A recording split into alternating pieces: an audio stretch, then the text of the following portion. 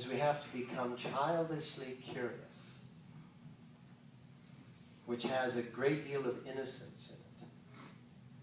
And when you become childishly curious as to why this jerk is plaguing you so consistently and so accurately, the nature of the jerk becomes less jerky and more intriguing. And now you've come beneath a layer of that which separates you. You began to, I was trying to find the word.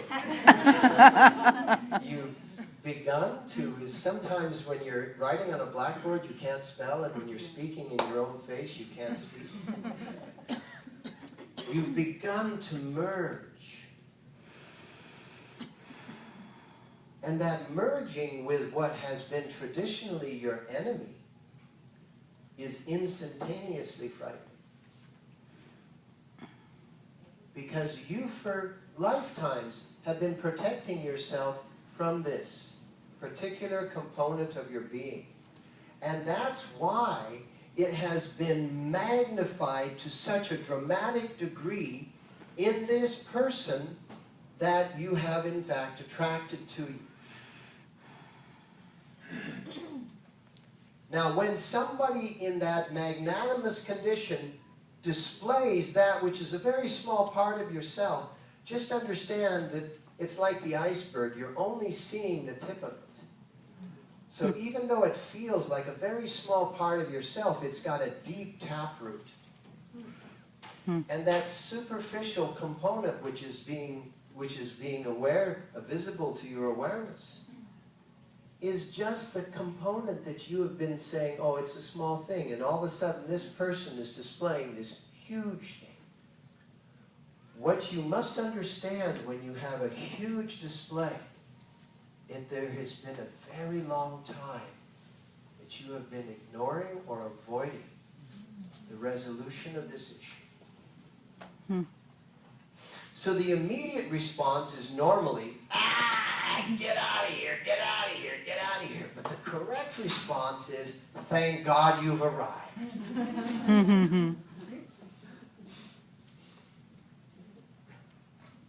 My wife and I never dated. We married. Saved a tremendous amount of money.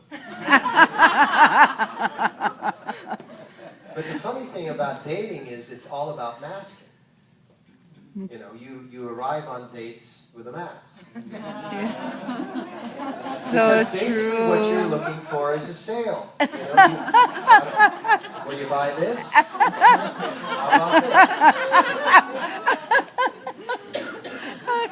And so we had none of that. And when you're living together as a married couple, your masks kind of get sorted amongst each other, you know? It's like, this is not my mask, this is yours. It's like, whoa, you know, like crazy. So those first few years were interesting. And in those interesting years, one of the things that we learned was that even though we were approaching it in a vastly different way, we were approaching the same thing. And what we always have to remember is that when the other person is acting in a way that is offensive, they're actually going to the same place that we are. They're just taking a different route. And if you can experience that in a neutral state, then you can stop fertilizing and nourishing the difference. And you can begin to nourish and fertilize the sameness, the similarity. Because the similarity is the destination. The difference is the route that we're taking. I can remember one of the most profound times in which my wife and I were having this disagreement. I was right, she was wrong, and she couldn't see that.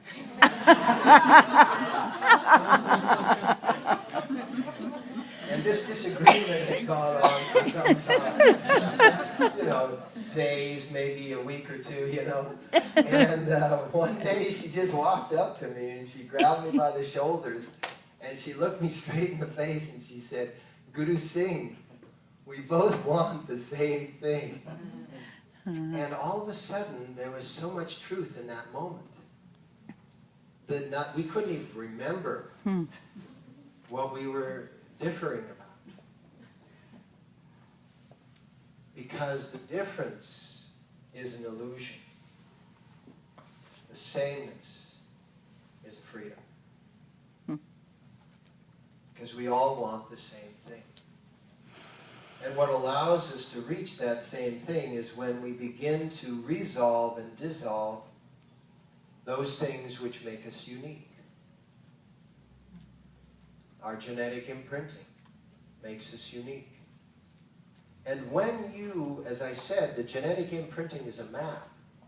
When you truly invest yourself in a moment, not only do you invest yourself in one side of that moment, but you also invest yourself in the polarity. So if the side of the moment is a challenge, the polarity is a resolution, is a solution. And once you create a balance between the challenge and the polarity, it allows you to pass through it. And that's the nature of a map. The nature of a map is that it gives you these locations that you must pass through. Now you can lock yourself into a location by becoming completely enamored by the challenge. And there's many ways in which we can become enamored by the challenge, and one of the most common ways of becoming enamored by the challenge is proving to ourselves that we can solve the challenge. And so we keep the same challenge repeating in our lives because that one we know how to solve. And we meet many others in that circle that we're going in. Ah, hi. Hi again.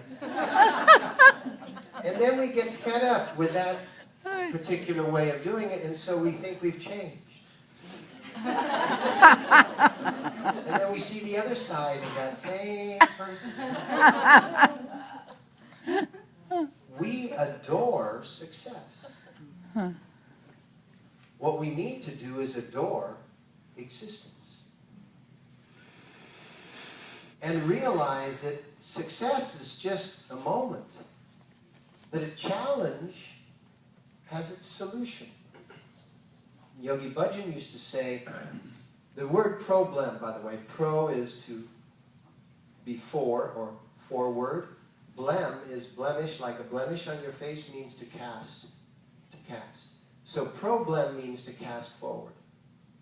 And Yogi Bhajan used to say, if you're not having problems, that's how we pronounce it, if you're not having problems, then you're not moving forward. You're either standing still or in reverse. So those of us who kind of are uncomfortable with problems will tend to find a problem that we can solve, and believe me, we don't let ourselves know this, and we will just keep solving this problem over and over and over, and it's called a career.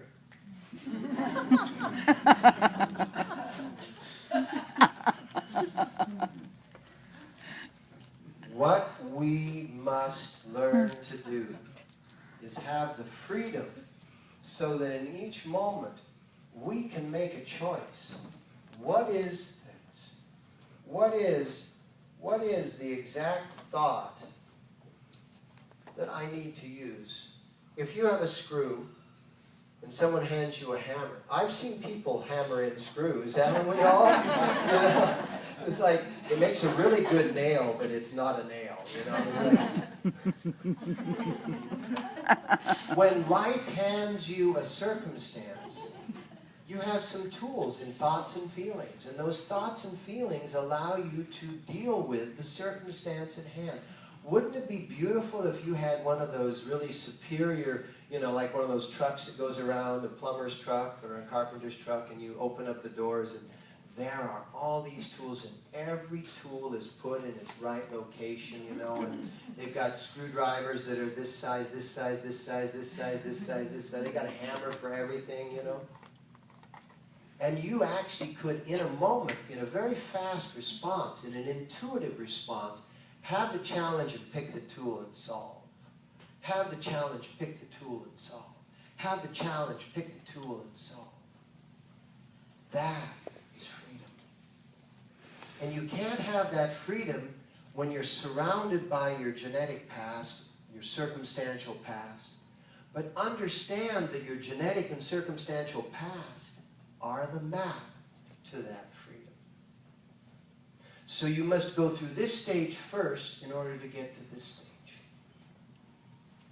And the thing that you don't want to do is be sitting in this stage upset because you're not in this stage. That's where most people on a spiritual path exist.